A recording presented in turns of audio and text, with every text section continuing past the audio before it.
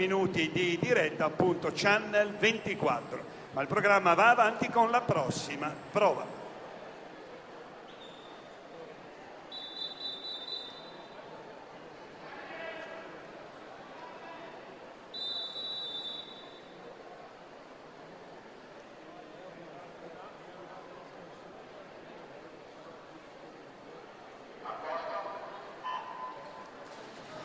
E dunque, anche a beneficio degli amici collegati con Channel 24, ricordiamo che la manifestazione ha preso il via con i 200 misti, incominciando dalle categorie ragazzi per passare alla categoria juniores, per concludere con la categoria assoluta, ma ancora prima c'è stato lo spettacolo delle cheerleader dell'Istituto Omnicomprensivo Don Milani di Montichiari, quindi una manifestazione che è iniziata veramente col botto, con una splendida coreografia. Ma intanto adesso sono in acqua i nuotatori della categoria ragazzi, che sono suddivisi in 10 serie di questi 200 stile libero.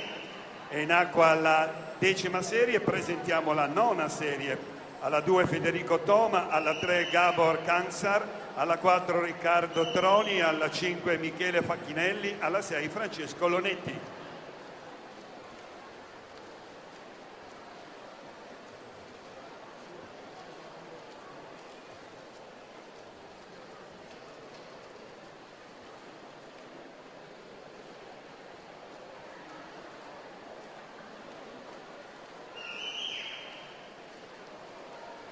Dunque, Daniel Giuga Bergamo, nuoto al comando. Daniel Giuga che si appresta a completare i 150 metri e quindi per lui, come per tutti i nuotatori che danno vita a questa 10ª serie, si giungerà al traguardo. 150 metri, 2 vasche alla conclusione. Daniel Giuga Bergamo nuoto a completare le virate in corsia 4 Leonardo Amadini Gam Team, alla 5 Leonardo Buttazzoni Tegri nuoto, alla 6 Luca Lissi Nuoto Club Milano.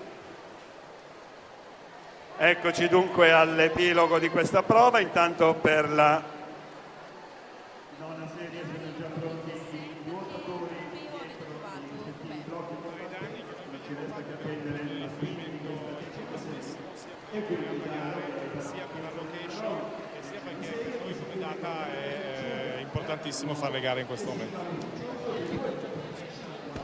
Dimmi quando? So che adesso diventa poco